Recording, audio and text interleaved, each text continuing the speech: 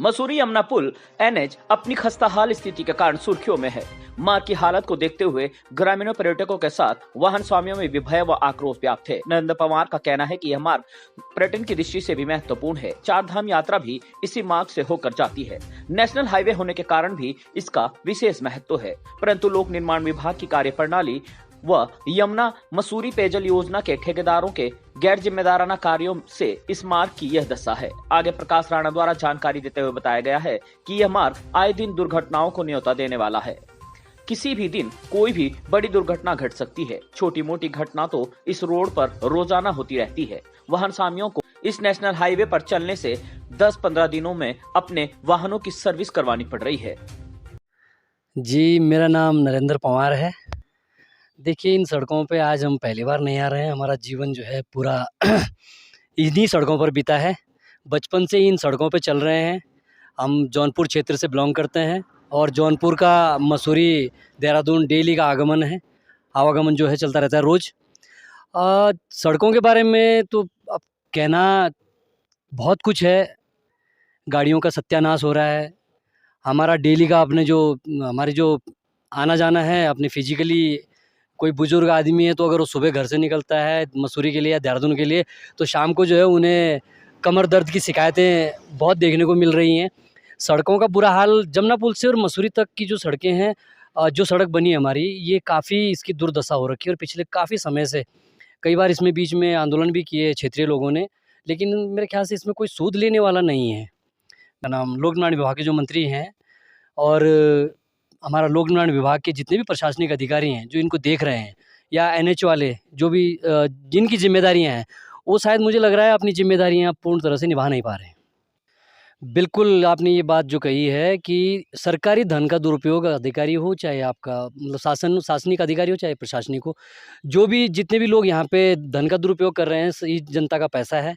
अपनी गाड़ियाँ इनके पास, अपनी गाड़ियाँ लेके नहीं चलते हैं लोग। सरकारी गाड़ियाँ मैक्सिमम लोग जो हैं वो चाहे अधिकारी किसी भी लेवल का हो, सरकारी गाड़ियों में चल रहे हैं और उन्हें कोई फ़र्क पड़ नहीं रहा शायद मेरे ख़्याल से। अगर उन्हें कुछ फ़र्क पड़ता दिखता है तो शायद इस सड़क की मेरे ख़्याल से पिछले 2 साल से जो है दुर्दशा हो रखी है। लेकिन उसको सूद लेने वाला कोई ना तो अधिकारी है किसी भी विभाग का। बहुत सारे लोग हैं, जौनपुर, नैनबाग, चार धाम का रूट भी है ये। यहाँ से ऐसा कोई अधिकारी मेरे ख़्याल से उत्तराखंड का कोई नहीं होगा जो इस रोड से ना जाता होगा। डेली का आना-जाना है अधिकारियों का भी। अधिकारियों के भ्रमण कार्यक्रम रोज़ चलते रहते हैं। वो चाहे हमारा नेता हो, चाहे हमारे क्या उसका नाम आपका अधिकारी हो, सबका डेली का इस रोड ये रोड ऐसी बिज़ी रोड है कि आप अगर 12 बजे रात भी इस रोड पे चलोगे तो आपको यहाँ खाली नहीं मिलेगी। बिल्कुल नहीं, मैं तो ये कहूँगा कि हम लोगों की तो मजबूरियाँ हैं कि हम लोग डेली चल रहे हैं, लेकिन जो बाहर से आ रहा है हमें यहाँ मसूरी और केम्प्टी फॉल या चार धाम के लिए जो आ रहा है वो हमें कुछ ना कुछ दे के जाता है। अगर उनको ये सुविधाएँ नहीं मिलेंगी, बिल्कुल असुविधाओं के साथ लोग चल रहे हैं, तो ये बड़ा सोचनीय विषय है पूरे उत्तराखंड के लिए और उत्तराखंड की सरकार के लिए और उत्तराखंड के जो जितने प्रशासनिक अधिकारी हैं, ये सबके लिए एक सोचनीय विषय है। मसूरी विश्व का एक पर्यटक स्थल है और उसी से लगा हुआ क्षेत्र हमारा जौनपुर है और जौनपुर में ही एक पर्यटक स्थल है केम्प्टी फॉल और उसी ठीक रास्ते में ही हमारे नीचे यमुना नदी है। यमुना भी एक राफ्टिंग के उसमें जो है बहुत बढ़िया पर्यटक स्थल है, वहाँ राफ्टिंग होती है। लेकिन इतना सब कुछ होने के बावजूद भी सड़कों की इस दुर्दशा को देखते हुए अगर आप शाम को घर जाओगे तो एक तो गाड़ी की सर्विस आपको 15 दिन में करानी पड़ जाएगी। हमारी खुद की गाड़ी है, गाड़ी लेके जाते हैं तो दूसरे दिन सोचना पड़ता है कि सर्विस करानी पड़ेगी इसकी।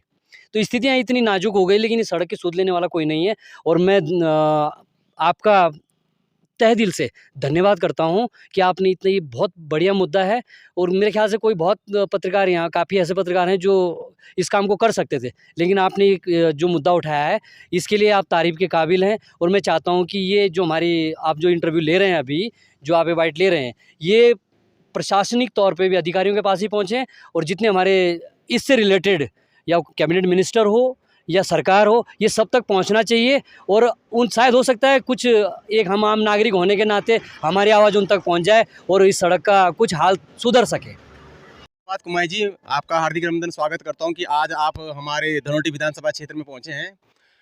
हम आज गए थे, हमारे जो बड़े भाई अमरिंदर बिष्ट जी, उनके फादर का कल शाम को देहांत हो गया था। बड़ी दुख की बात है। तो हम जब इन सड़कों पे जा रहे थे, यहाँ से नैनबाग तक का हमने जो रूट देखा है मसूरी से लेकर, तो इतना बुरा हाल इन सड़कों का है कि मतलब गड्ढों में सड़कें हैं, ढूंढनी पड़ती है सड़कें।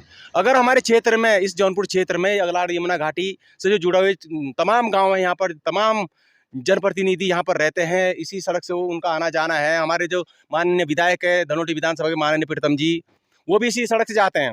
माँ इस सड़क, इतनी खराब सड़क है यहाँ पर, अगर किसी की कोई तबीयत अगर बिगड़ जाए तो इतने इन गड्ढों की वजह से उनका रास्ते में कोई ना कोई एक दुर्घटना घट जाएगी। तो बहुत बुरा हाल इन सड़कों का है। ये लोग प्रतिदिन अपने घर गंतव्य की तरफ जब जाते हैं या घर की तरफ गाँव की तरफ जाते हैं तो इनको ये सड़कें क्यों नहीं दिखाई देती है। बहुत बुरा हाल है। जब गाड़ियाँ निकलती है कंपनी से, जब गाड़ियाँ निकलती तो पूरा टैक्स एक ही बार पेड करना पड़ता है। टैक्सी तो बार बार देती है, लेकिन जो गाड़ियाँ, जो प्राइवेट गाड़ियाँ भी जो निकलती है उनमें से एक ही बार सरकार हमसे पैसा ले लेती है, मतलब कंपनी ले लेती है गाड़ी बनाने वाली।